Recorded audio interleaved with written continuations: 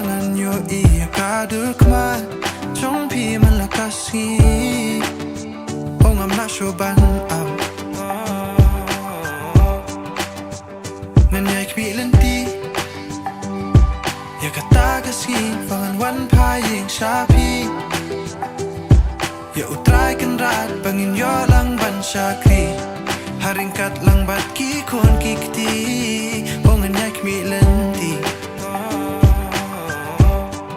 Ling baka ni jing duwai Kermen ngan yo jing pensyai Yang nga kwa pinay di Batulong no i chong na Ho tang bat pi Ngayo ilawe penay Nanay ruken tang yapi Kajing it ka pa janay Bantre sita man kasi Mantelun itang yapi Kini ngasmay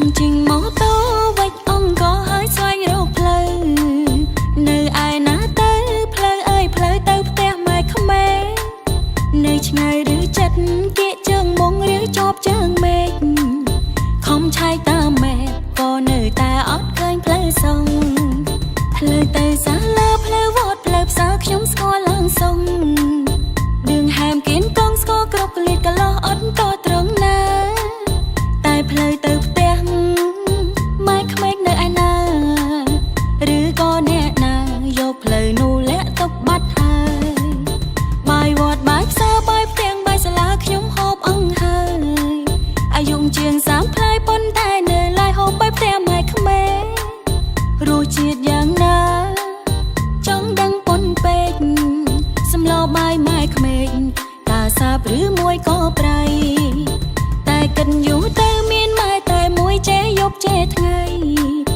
រកថែមធ្វើអីមិនស្រួលព្រួតចេះໄວអត់បានដេកទ្រាំទុកអ្នកក្រមុំនោមដាក់ស្លឹកចេកម៉ែបង្កើតម៉ែក្មេកសុទ្ធតែបងប្អូនជីដូនមួយខ្លា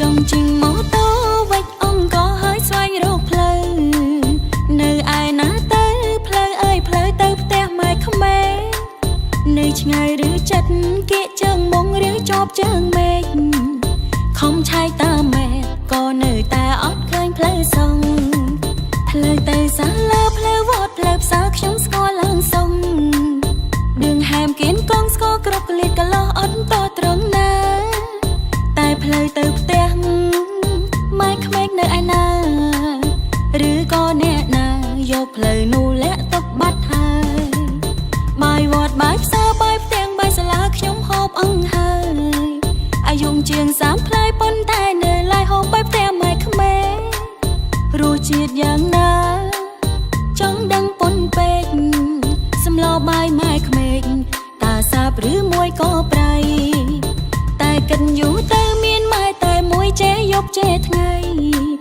រកថែមធ្វើអីមិនស្រួលព្រួតចេះໄວអត់បានដេកទ្រាំទុកអ្នកក្រមុំនោមដាក់ស្លឹកចេកម៉ែបង្កើតម៉ែក្មេកសុទ្ធតែបងប្អូនជីដូនមួយខ្លា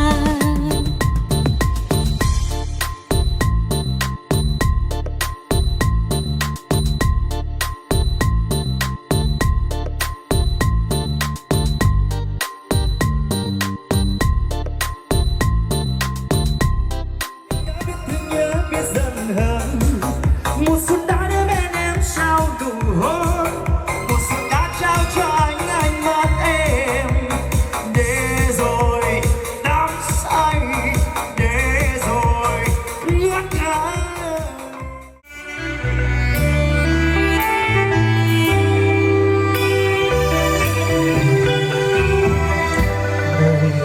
không đồ ca đồ đá đồ tômมีสลายท้องมันสาบสูญอุดเลยมันเป็นชะตา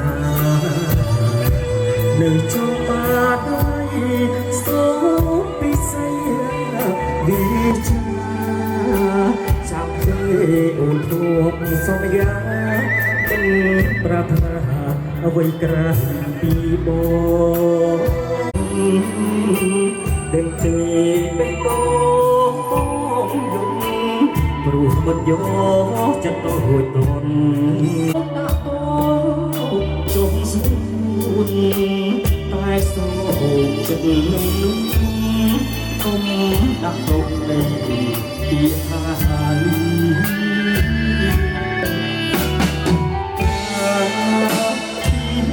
លីបងបានណាស់ពេលបងជួយទុកដីតា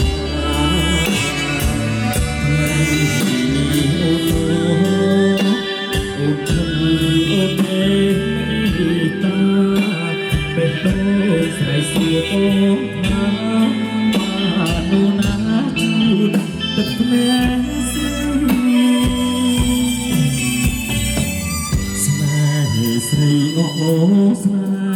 ស្រីមានសំរងគឺស្រងមើលស្រីเป็นរៀងស្វាស្រីពីតែសុំស្រី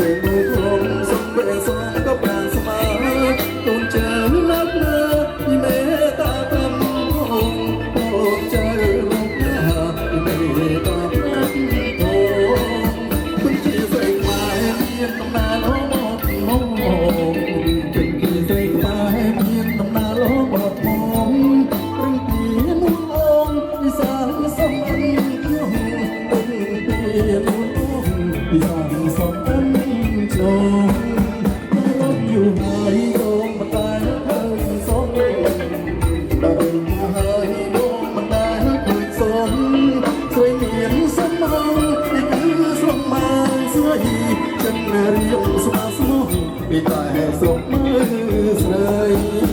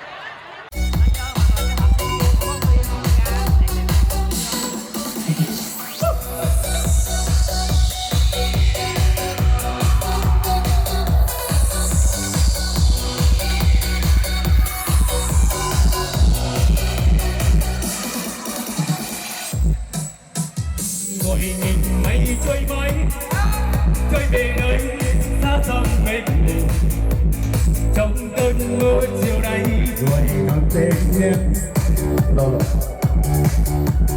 nhưng luôn muốn mong chờ còn tin nhau trong cơn mê say rồi đời mênh man cho trời thì đã xa người còn gì trong thương nhớ tóc em ngày nào xanh như tờ trời bơ vơ trong chiều hoa gọi ngọt tên nhau nhìn là môi sắc lạnh giờ còn bay về nơi phương này người đã đi cho bao tháng ngày chỉ khuất trong mơ giống như lúc cô đơn trở về nhớ về em nơi mắt môi thì đờm lên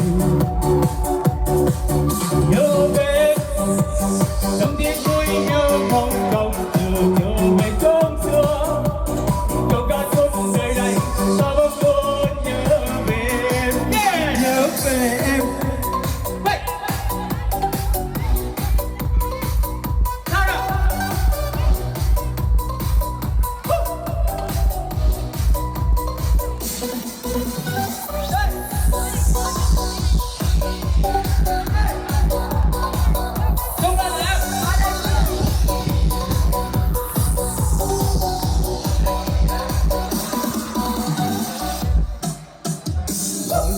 anh xuôi mai ngỡ về nơi xa hơn trong cơn mơ chiều nay gọi thẳng tên em nhớ ước muốn mong mơ nhau trong cơn mê khi ta đã xa người còn gì trong thương nhớ tóc em ngày nào xanh như tờ trời bơ vơ trong chiều nay gọi thẳng tên em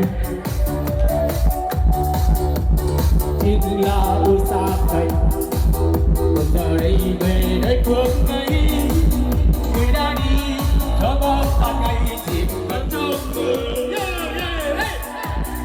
nhớ về anh trong tình yêu lúc cô đơn trở về nhớ về em nhớ anh mơ một mình thật lòng anh nhớ về em trong tình yêu mơ mong chờ về chỗ xưa rồi ta sống đời này ta vẫn luôn nhớ về em trong những lúc cô đơn trở về nhớ về em nhớ anh mắt môi thì đời nhớ về em không biết xuôi nhớ bao trong nhớ về chỗ xưa trong cơn suốt đời này ta vẫn luôn nhớ về em ngỡ bài ngỡ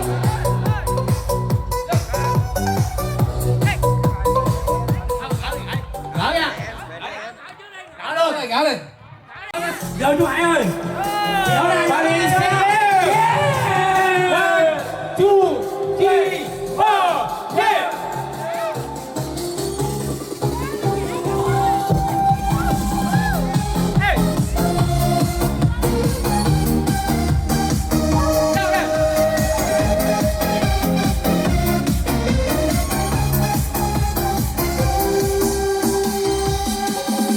anh bỗng thấy nhớ em nhiều anh thấy lòng chợt lẽ loi cô đơn về với đêm dài trôi theo anh từng ngày anh ơi giờ đây anh cần bên một bờ vai em ơi nhưng không cần ai lúc này để đến có anh ở vào nhớ lại những kỷ niệm mà sao trong ngày một đêm anh nghe cơn gió đón đời như em gần kề bên anh đưa đôi mắt anh niềm nhưng không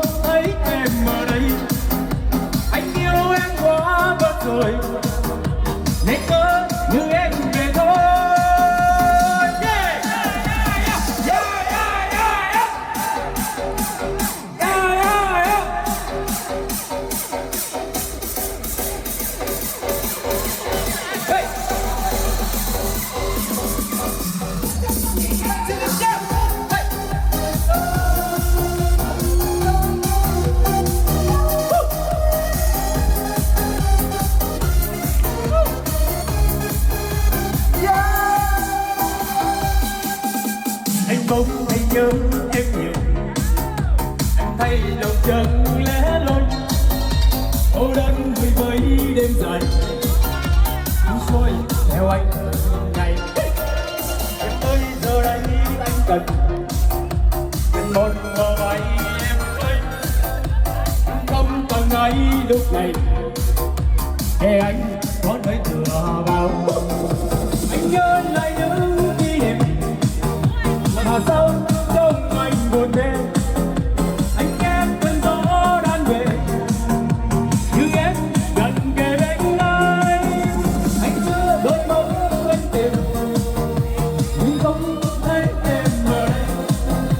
Anh yêu em quá mất rồi, anh nhớ thứ em về thôi. Anh nhớ lại những kỷ niệm mà sau trong anh buồn đêm.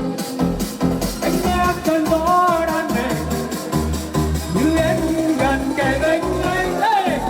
Anh nhớ đôi mắt anh tìm nhưng không thấy em ở đây. Anh yêu em quá mất rồi, anh nhớ thứ em về thôi.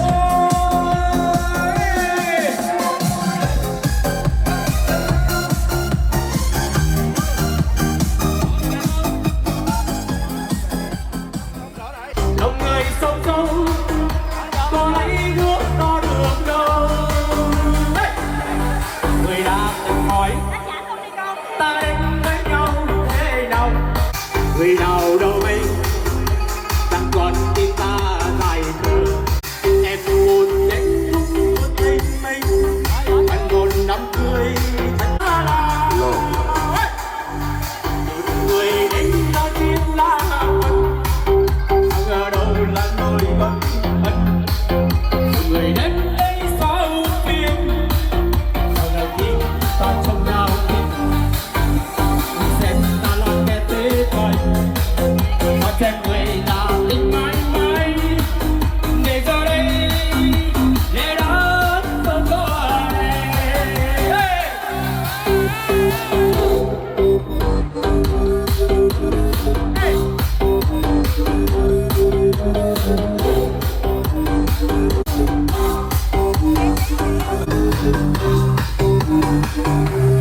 Người đã từng hỏi ta đến với nhau thế nào. Là vì mất chân hay những lời hào quang. Người nào đâu hay là còn chúng ta dài còn. Không gọi tên yêu anh ca số đơn thờ. Em buồn đến lúc buồn tình mình anh một đám cưới thật tình mình. Ngờ kết nối buồn tình mình bằng vết buồn sau đời này tìm. Đừng gắn bên nhau vào tim ta, anh xem nhau là tất cả. Và giờ đây mình kẻ xa lạ. Cơn người đến mà thiên là phần sao ngờ đâu là nỗi bất hạnh. Người đến đây sao phiền sao ngờ tim chúng ta trong đau điên. Xem ta là kẻ thế thôi ta xem người là tình mãi mãi. Để giờ đây để đó không có ở đây.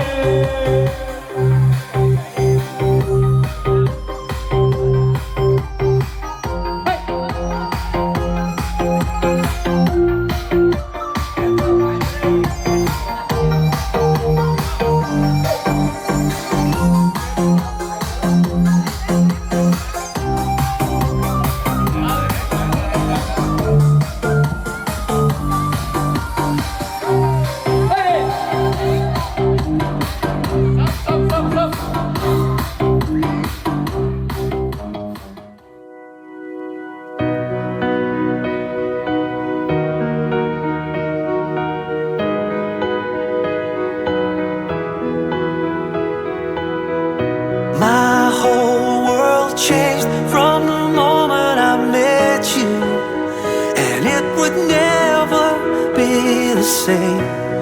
It felt like I knew that I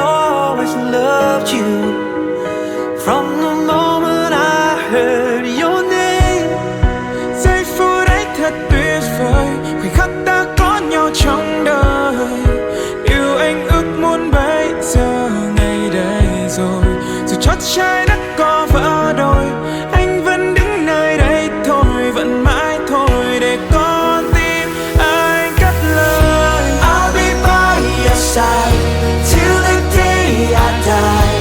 I'll be waiting till I hear you say I do. Something old, something new, something borrowed, something blue. I'll be waiting till I hear you say I do.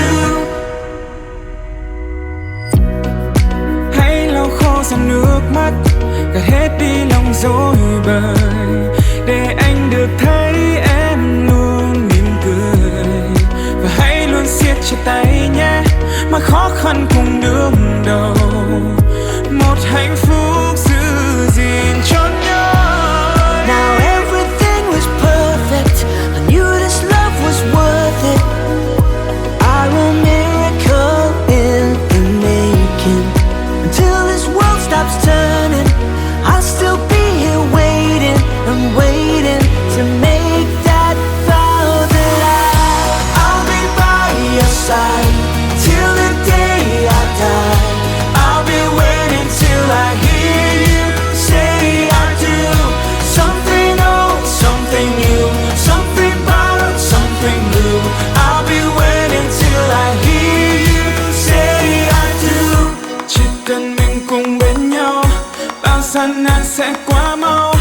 Anh sẽ mãi luôn che chở em cuộc đời mãi sau. I do love you, yes I do love you. I'll be waiting till I hear you say I do. 'Cause I love you, love you.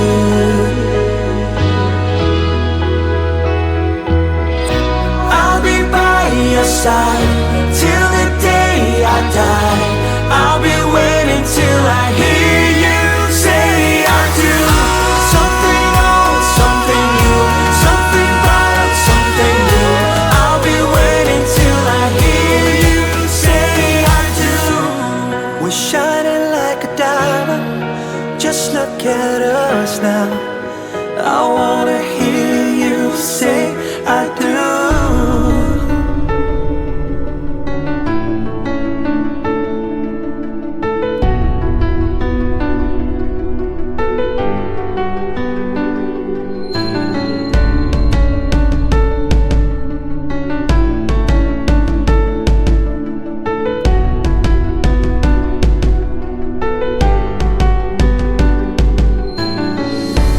Em là ai giữa cuộc đời này?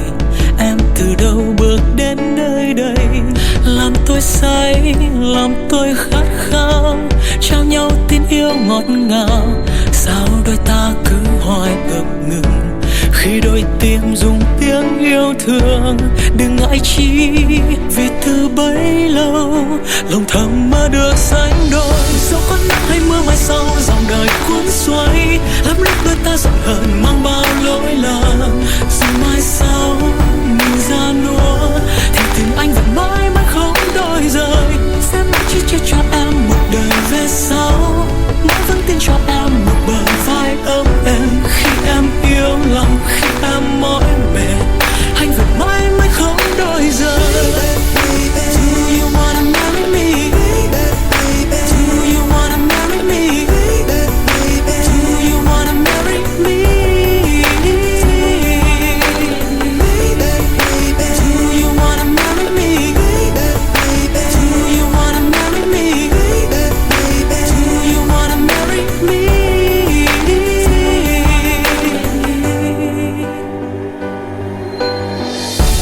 Em là ai giữa cuộc đời này?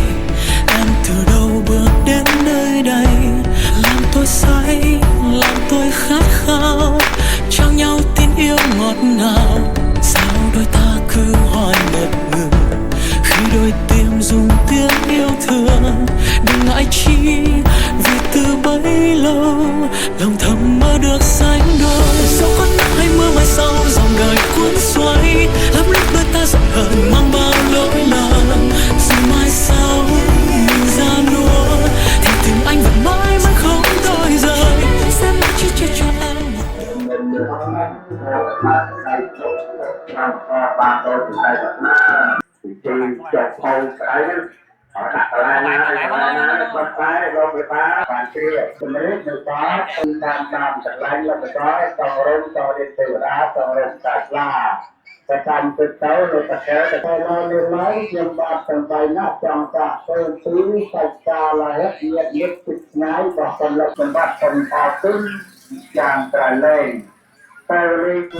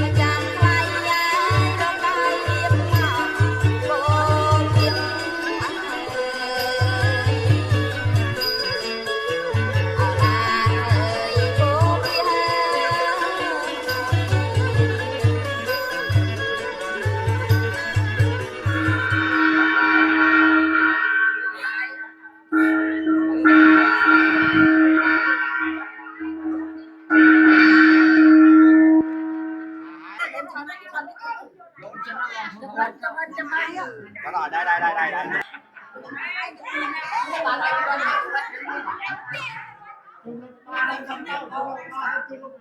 đây tới màu lên cái mình hơi dài ai xa không xa nặng về các bạn cho quan sát sáng các bạn có ta có đời của tài chính hoàn có nó không có tu ta có tình cảm ở trong bạn tài của tài ta và tu tài ta được ở đây Vinh nói hả đây Vinh là ta làm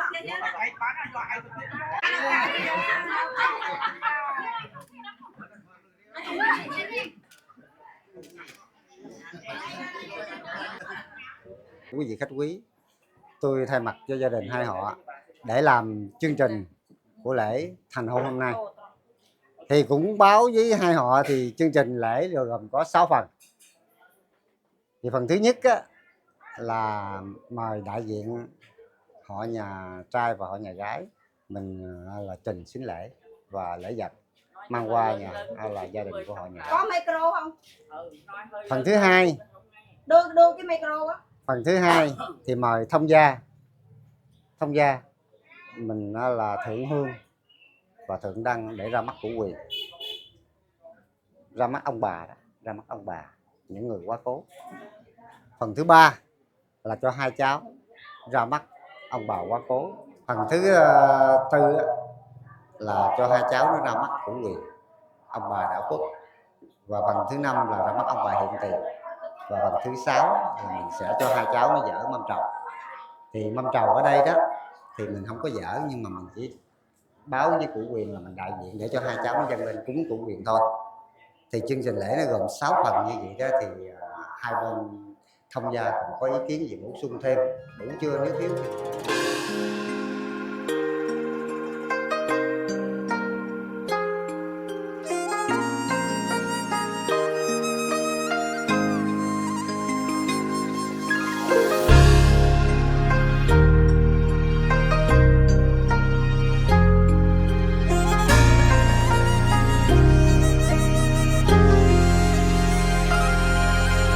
Ngày này ngày lành tháng tốt, anh đưa em về bãi cào, đường mình cùng ra mắt thiên hạ khắp bốn phương. Giọt lệ mừng lăn xuống, tay bừng lên sinh lễ cao trầu. Cùng chờ nàng dâu, theo tay cha đang dắt ra chào họ hàng đôi bên chi mong. chứng cho hai cháu nó hôm nay được chính thức thành hôn, và mong ông bà chứng giám cho hai cháu và độ cho hai cháu được 100 năm hạnh phúc và là sinh con đầy đàn, rồi ăn xá 4 xá đi. còn mình xây ra phía trước với em đối diện nhau, mình xây ra ngoài. Mong chờ giây phút này rộn ràng ngoài tiếng pháo, trong tim anh như muốn hết lên. Nhất bái thiên địa, nhị bái cao đường, phu thê giao bái. Trong thời gian mình chờ cái chương trình tiếp theo thì để mời đại diện họ nhà trai cũng như đại diện họ nhà gái mình giới thiệu thành phần ngồi trên cái bàn thông gia để mà cho biết có cái cách xưng hô. Thôi bây giờ mời anh với chị giới thiệu với. Đây là ba của chú rể. Rồi. Mẹ chú rể, còn đây là Chị cô hai. Cô hai của chú rồi, rể. rồi. Còn đây là cô tư của chú rể, với Dượng Tư. Còn Dạ. đó là cháu. Dạ. Đó vậy thì rằng mình dễ xưng hô. Chị thứ ba. Dạ. Ở đây là chị thứ tư. Dạ, chị thứ 5, này út nhất. Rồi. Như vậy đó như vậy đó thì để thông gia đăng trình đó là xính lễ. Thì mời là hai họ mình trình xính lễ cho con hôm nay. Mình cho con những gì là trình ra bàn để tạo. Nhất bái thiên địa, nhị bái cao đường, phu thê giao bái.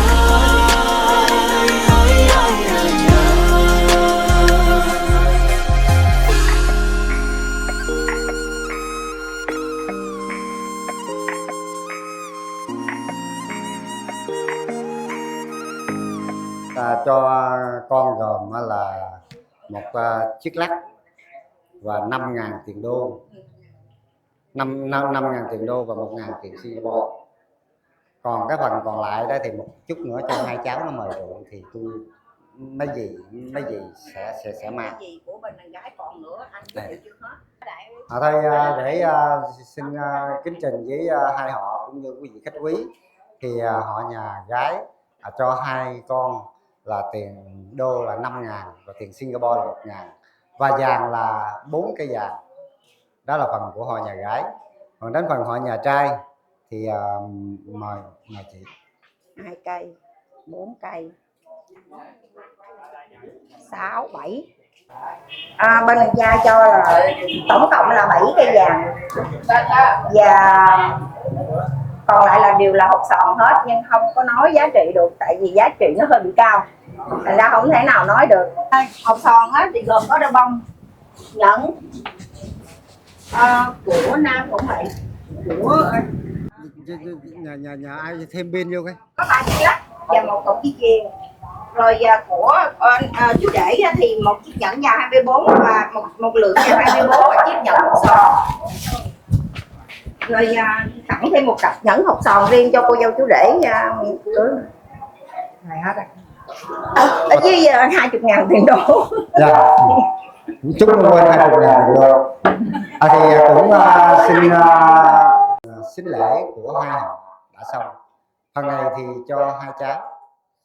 Thì chương trình tiếp theo thì mời là hai cháu, cô dâu và chú rể ra để ra mắt ông bà, ra mắt của người.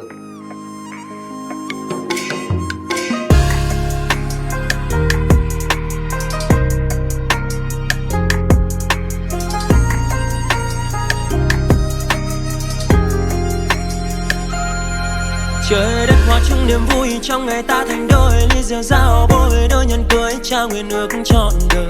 Và bao ngày ta đầy mong rồi đến trời trông, vượt qua ngày mưa ngày sông, từ nay mình đã đến duyên vợ chồng. Cầu cho ngày mai về sau đã bằng không rời nhau, nghĩa nặng ân sâu bên con cháu đến rằng long bạc đầu. Thuận vợ thuận chồng mình cùng nhau tất cả biết đâu. Hôm nay là ngày là 31 tháng 1 năm 2026 và ngày 13 tháng Chạp. Hai cháu xin phép với cụ quyền được nên đôi vợ chồng. Từ nay là được nhờ mong cụ quyền minh chứng cho hai cháu được 100 năm hạnh phúc và hai con xá 4 xá.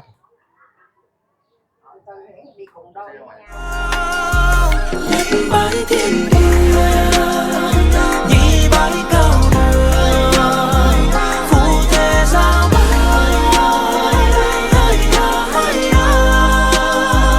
nhất bãi thiên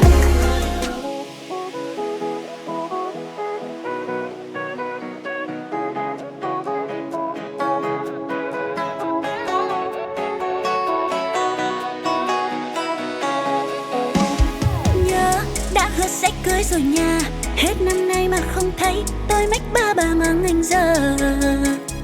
Tôi thức giấc lóng ngóng chờ ai, mong một mai anh tôi mang theo điệu hò đưa dâu. Mà đến ta về chung nhà, em sẽ lo trồng rau, nấu những bát cơm chiều chờ anh thế thôi. Trên dưới vui mừng ngày mình cùng chung đôi, là ngày 25 ta uống rượu rau bò. Mình ở bên nhau cuộc đời vui lắm nha, cột dây tơ xuyên hai đứa thương tới ra. Anh nói mai này em sẽ nấu cùng anh, hơi khoan hò khoan em nguyện yêu thật lòng. Mình ở bên nhau đời lại vui biết bao, cột dây tơ xuyên hai đứa thương quán chơi. Em đã đem lòng yêu lấy anh hỡi chàng ơi, lỡ mai về xa anh chờ em theo với.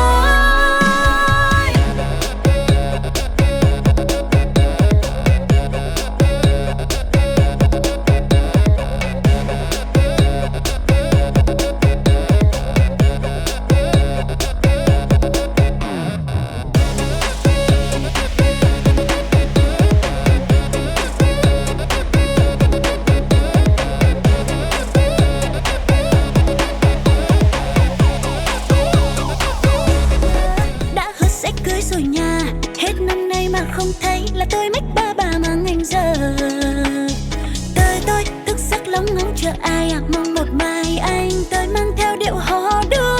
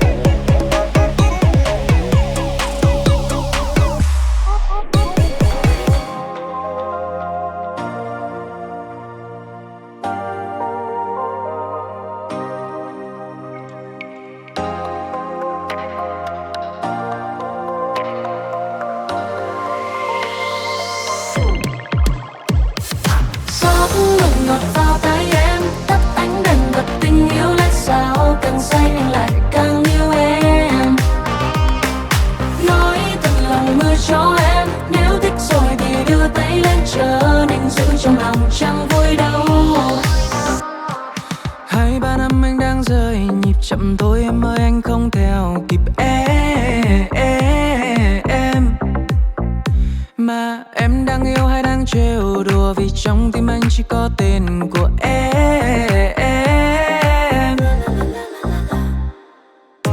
Muốn nói với anh nhưng em e ngại, chỉ mất mấy giây con tim lỡ dại, anh rơi vào trong mơ mộng người biết không. Nếu đã lỡ yêu xin anh hãy là bên đôi môi khi mi em ướt nhòa, lâu nay em chẳng yêu ai như thế này. Gió nồng ngọt vào tới em, tắt ánh đèn bật tình yêu lên sao, càng say anh lại càng yêu em. Nói thật lòng mưa cho em, nếu thích rồi thì đưa tay lên chờ, nên giữ trong lòng chẳng vui đâu. Sao tim không nghe lời, giờ đôi tay em đan trong tay anh rồi. Thì là vì em đã yêu, thì là vì anh quá siêu. Do em hay do người, do say men hay do em say nụ cười, thì đành làm theo trái tim, lời một nốt này có đắng gì. Chỉ cần thức giấc cùng nhìn dòng người, bên em trong những đêm mưa tuôn rơi, anh bỗng thấy cuộc đời xanh hơn.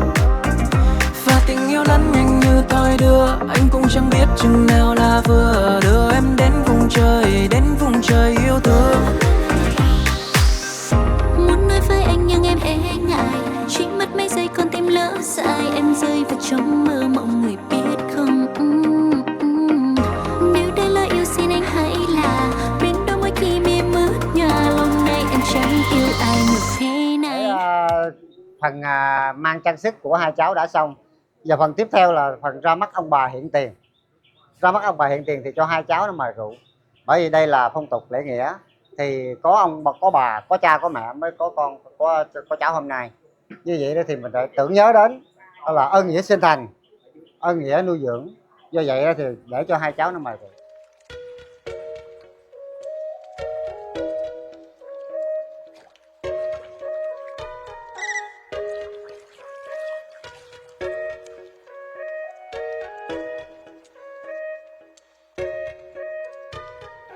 Một quả cau chè đôi phán hai ta nên duyên được rồi, lụa áo xinh tươi son tô thắm trên môi.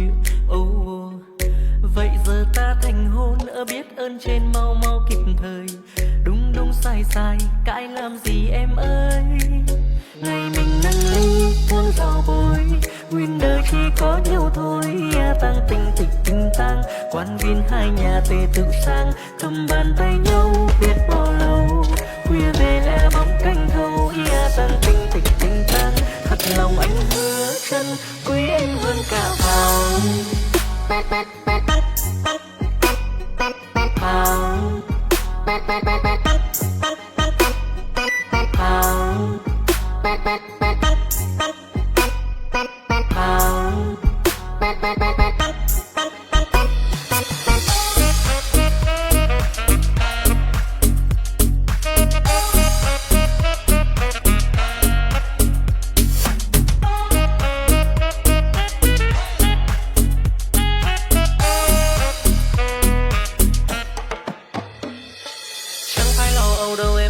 Từ giờ luôn có anh bên em đi kề vai, giọt nước mắt hay lau khô tin anh là biển cạn hốt sâu, anh yêu em không hề phai.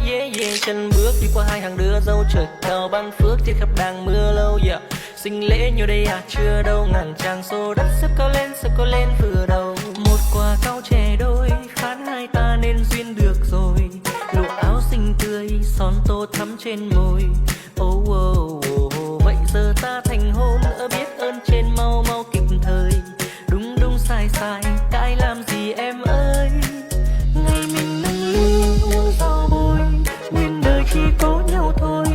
Tan tình thực tình tang, quan viên hai nhà tề tự sang, cầm bàn tay nhau biết bao lâu. Khuya về lê bóng canh thâu, tan tình thực tình tang, thật lòng anh hứa chân quý em hơn cả vàng.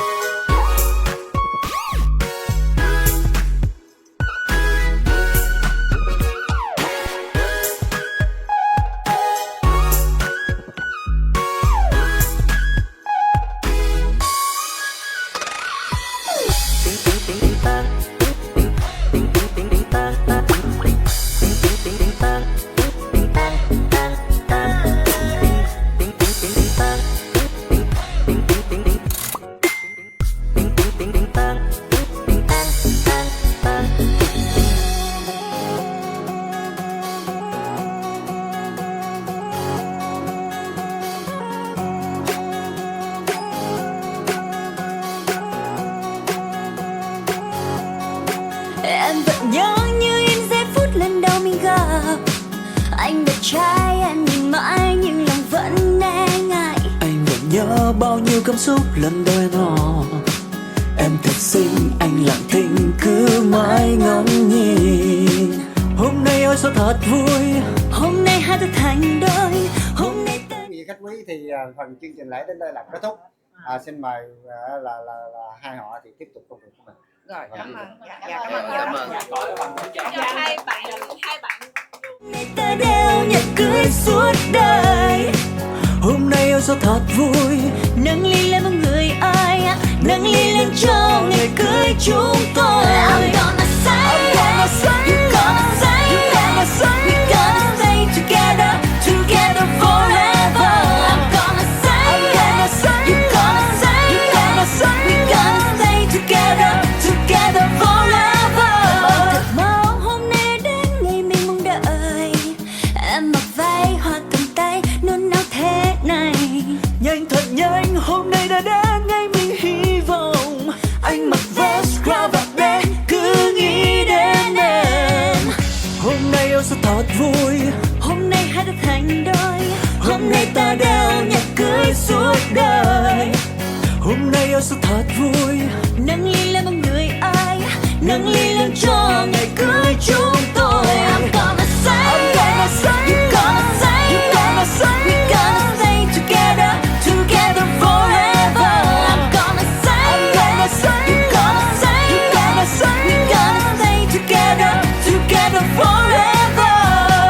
nhấc tay lên nào hãy đưa về bên trái, nhấc tay lên nào hãy đưa về bên phải, nhấc tay lên nào chúng ta cùng nhau nhảy, nhấc tay lên nào chúng ta cùng nhau quẩy. Biết đến cho tôi là biết đến party, là biết đến ngày vui nào ta cùng nâng ly, nào hãy ban nhạc lên có đông như trong CD, nào hãy vui lên đi cùng ông ta thắng và I'm gonna say, you're gonna say.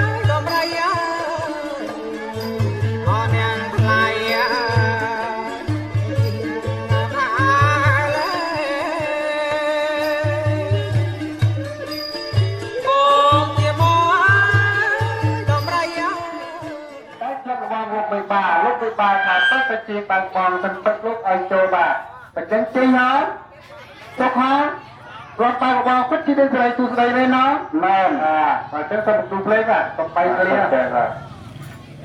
នេះហើយហោមនឹងផ្លែឈើ36មុខដល់ក្នុងពេលនេះតែបាយហើយហោមចូលមករងទីហើយបើចេញហើយសូមល្អភ្លេងចាក់តែងចុះបាទក្នុងពេលនេះ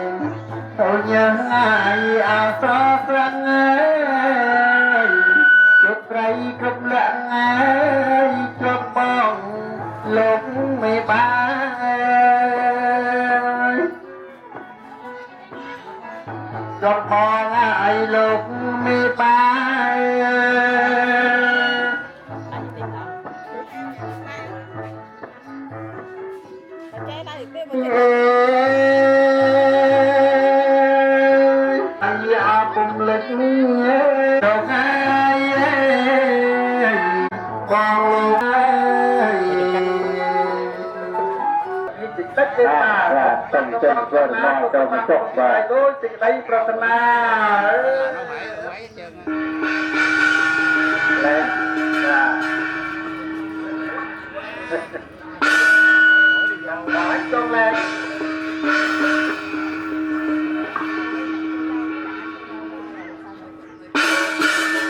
hay mẹ ta mày đa con xoáy canh bao quá và canh phải tôi phải lo đòi bò thêm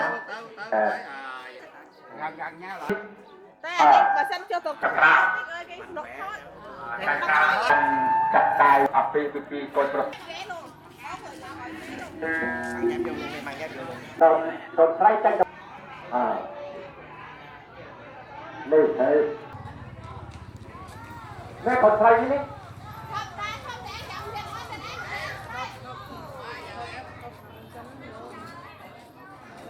đây nè tôi tam chú và tôi tam chú tôi sẽ không bắt tôi đi chăm chú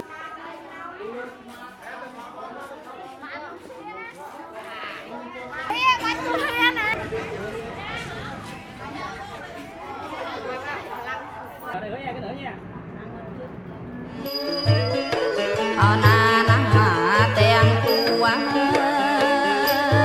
na nu ơi lông mê ba cắt na rõ ơi rõ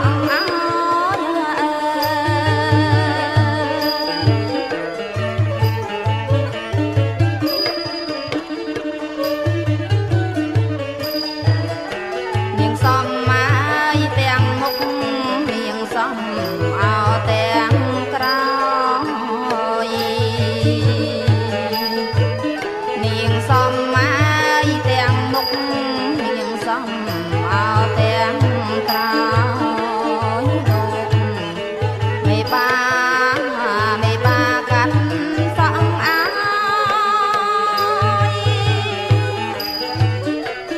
na cắt xóm áo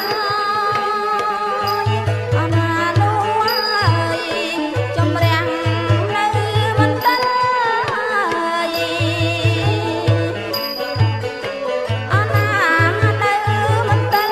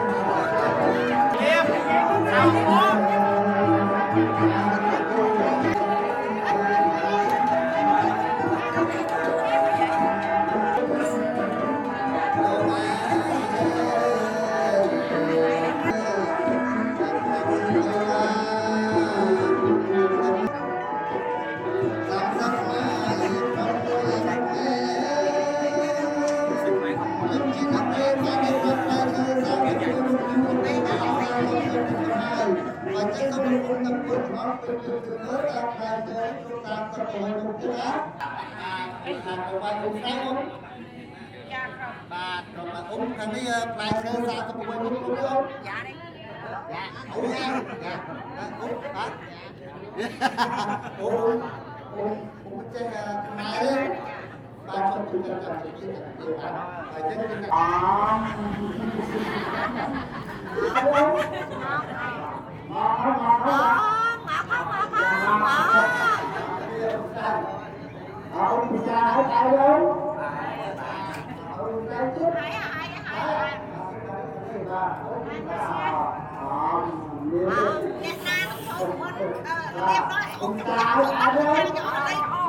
ông ta lo và cái ông ta nó ông cô ấy Hãy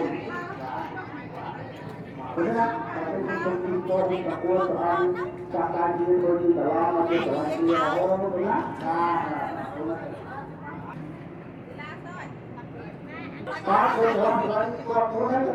lỡ những video hấp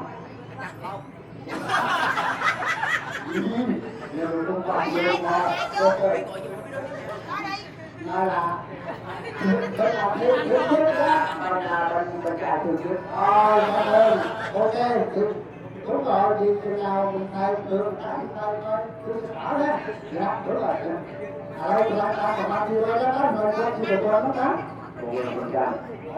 mình ăn con trăm dạ chúng con hỏi chúng con tôi nhắc chuyện là tôi ăn thích tôi có cái tự nhiên và thầy tôi chơi đó nói đấy tôi thấy có tự nhiên trai cái con trai đó chồng á đúng rồi, chồng cho phải người ta cái chồng người ta đây nhá, thôi đó, Dạ xin chào, nói xin chào lại đi, xin chào đi con. Xin chào Nhâm nhạc bông rai ơi, nhâm nhạc bông rai. Kiểu đấy là chúng con rất nhiều đấy đó. Đúng rồi.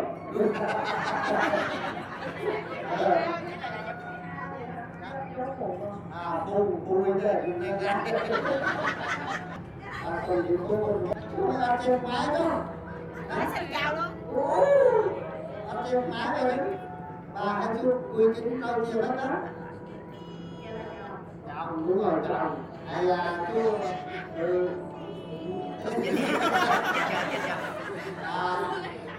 hồi nãy trọng là lương chở là trước nha trước 1.000% giá với chở là lương trọng là bao nhiêu phần trăm?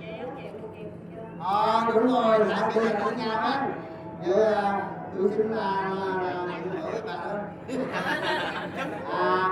cho cô lục đó cô lục có quý đó được đó bây giờ xin tham quý không, 2, 3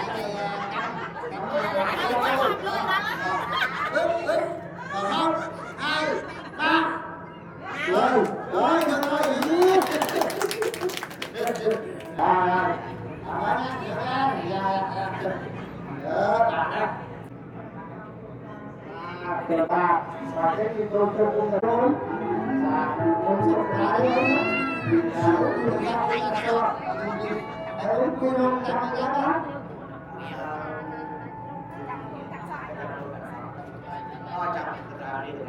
và trong thời điểm đó trong thời gian thì thấy được có một cái là một ôn nhau đó được có một cái đó và cũng quy luôn trong cái đó và trong thời điểm đó trong thời gian thì thấy được có một cái là một ôn và cùng xuống thì cũng ngồi của lại cái gì đó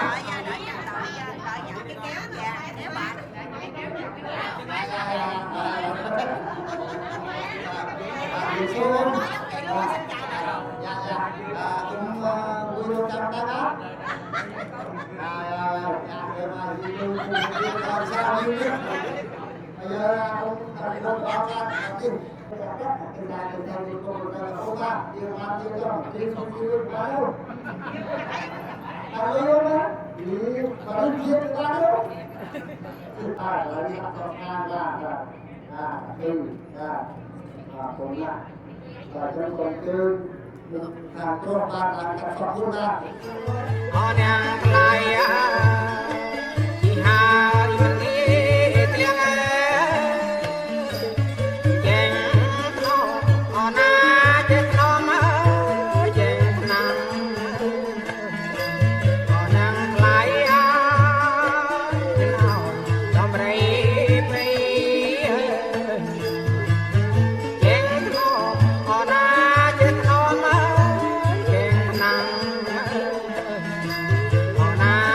subscribe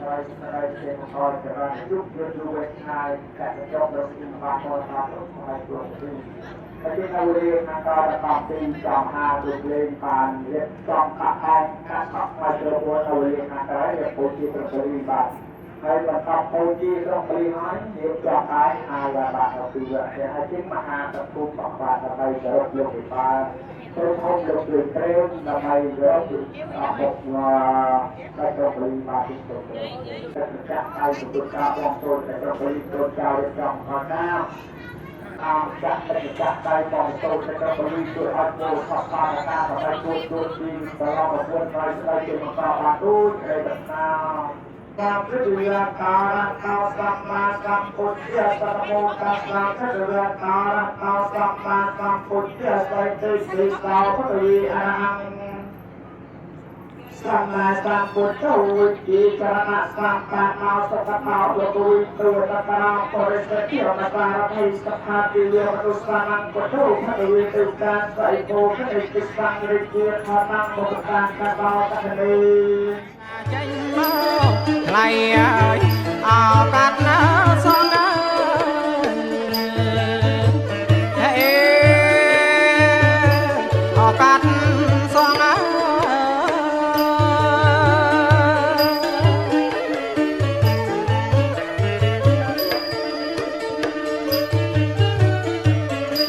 មានទាំងទឹកអប់មកព្រេងម្សៅអោកាញ់ចង់មានទឹកអប់មកព្រេងម្សៅអោកាញ់ចង់សូមអញ្ជើញចេញមកកាត់សងអូនណាបងកងថ្លៃអើយអោសេរីអើយហេបងកងអោសេរីអើយ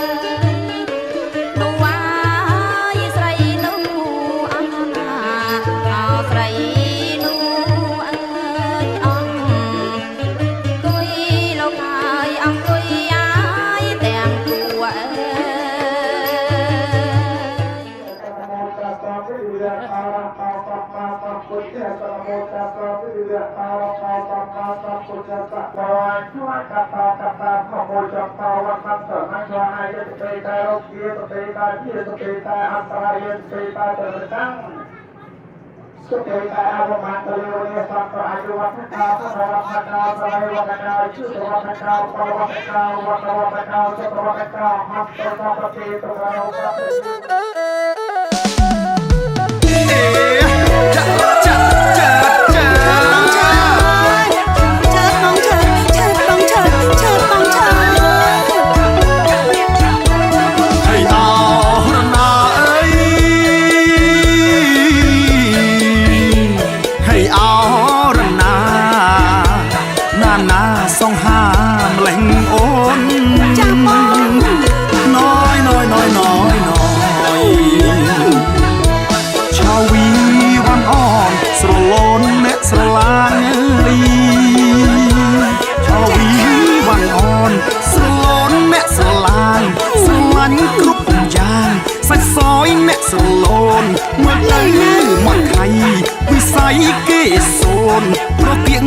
สายโกนโอ้ซอมขมิ้นตัวเงย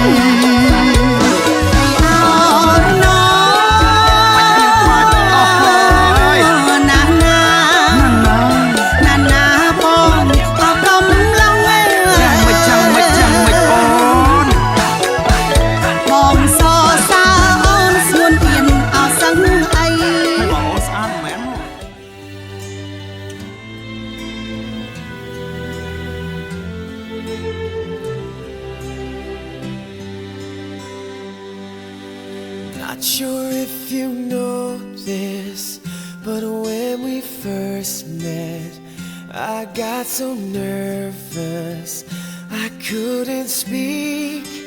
In that very moment, I found the one, and my life had found its missing piece.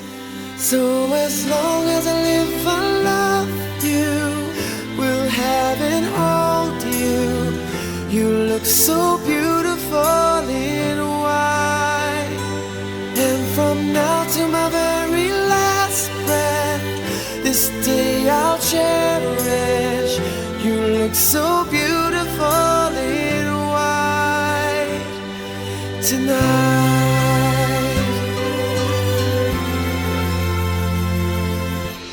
What we have is timeless, my love is endless, and with this ring I say to the world, you're my every reason, you're all that I believe in.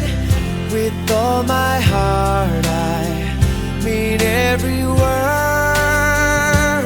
So as long as I live, I love you, will have and hold you. You look so beautiful in white, and from now to my very last breath, this day I'll cherish. You look so beautiful in white tonight. Ooh, you look so beautiful in white.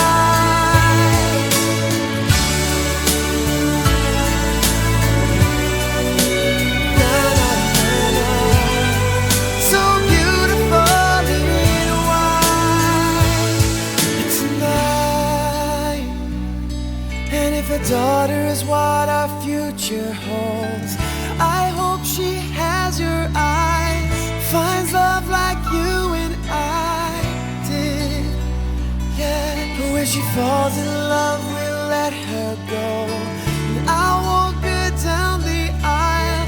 She looks so beautiful in white.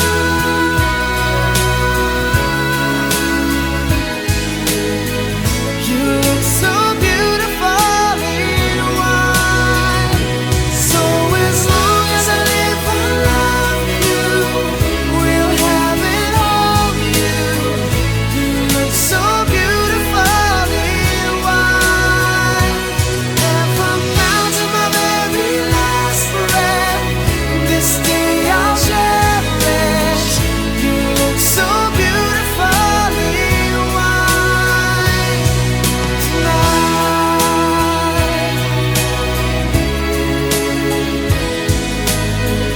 You look so beautiful in white tonight.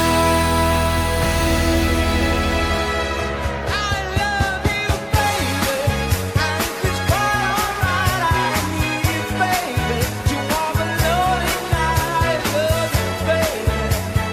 Trust in me when I say, oh, pretty baby, don't bring me down, I pray, oh, pretty baby. Now that I've got you straight, I'll let me love you, baby. Let me love you. You're just too good to be true. Can't take my eyes off of you. You'd be like អូនសួនទៀនអោសឹងអី ให้บอกว่าสะอาดแม่นหมด បងសសាអូនសួនទៀនអោសឹងអីខ្លួនអូនជាស្រីប្រថ្លៃអោផ្ដងផ្ដង เช็ดเช็ดเช็ด អូននៅអ្នកក្រមុំបងនៅកំឡុងសូមកុំញែងញងផ្ដោះផ្ដងអូនអីអើ để nào hay ao na ơi na na na na có mồm aoឆ្នាំថ្មីអើយ nóiអូនស្រស់ស្រាច់មិនបាច់ស្រឿស្រា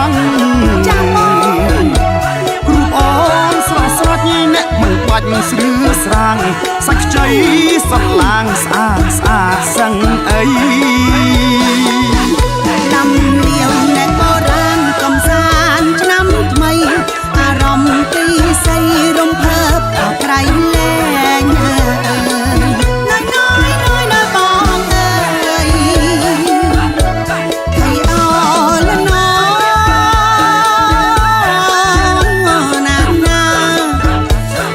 na plư plư ao cho băng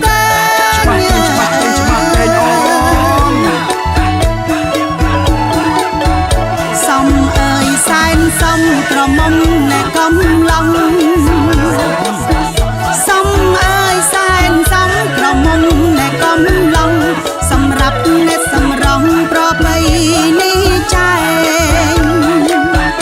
năm liều tôn ta ở cha nè trái lên chặt mền ruộng ban cầm san năm tụi ơi thầy o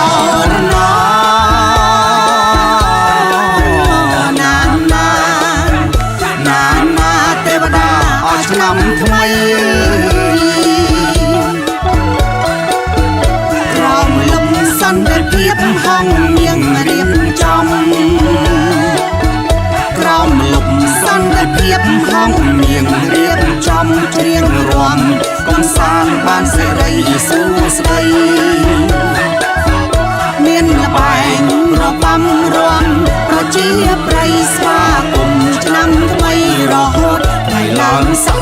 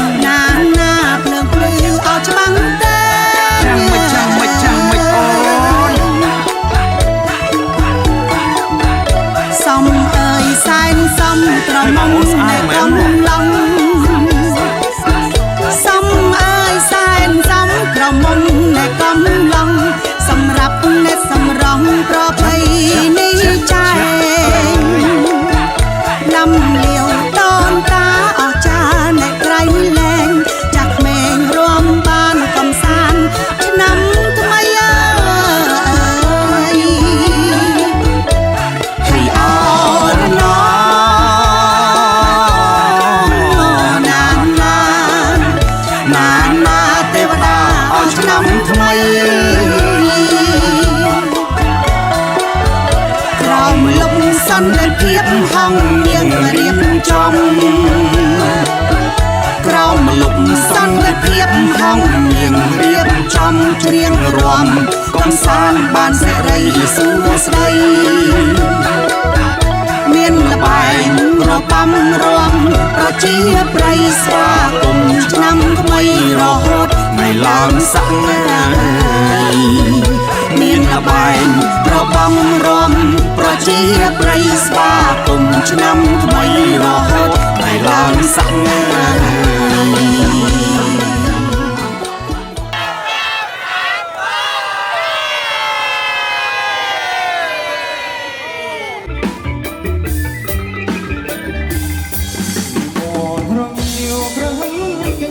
bóng sóc chụp đen lưu bòn rong yêu rớm kinh chiều bóng sóc đen bóng sóc chụp đen bóng cả vui vì áo na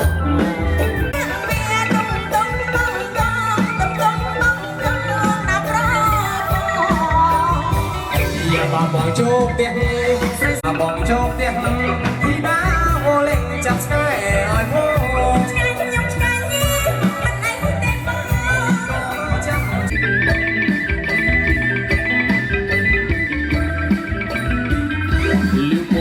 rong yêu rớm kinh chiều bóng sông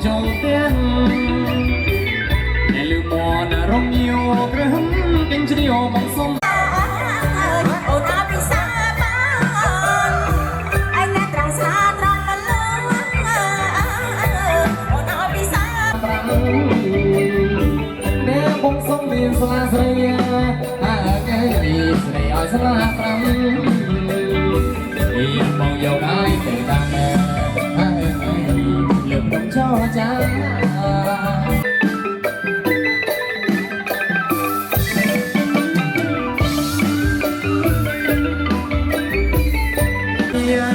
หาไงเสียภาษาคดีแม่บงสมสลาเสียหาไงเสียภาษาหาไงเลือกต้องช่อจ้า